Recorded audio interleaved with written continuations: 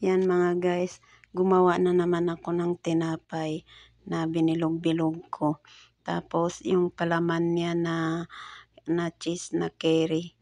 Tingnan nyo guys, panay ang tingin ko sa TV kasi yung TV andyan sa sala na malapit sa kusina.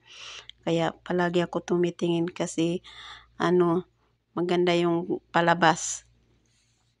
Kaya panay ang tingin ko. Free ako tumingin ng TV pag may ginagawa ako.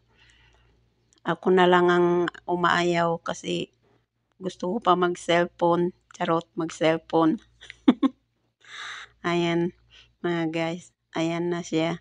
Tapos na siya lahat. Pero hindi ko napakita yung karamihan ng paggawa ko. Kasi natamad na ako. Yan na siya mga guys. So, yan. Tingnan nyo yung TV.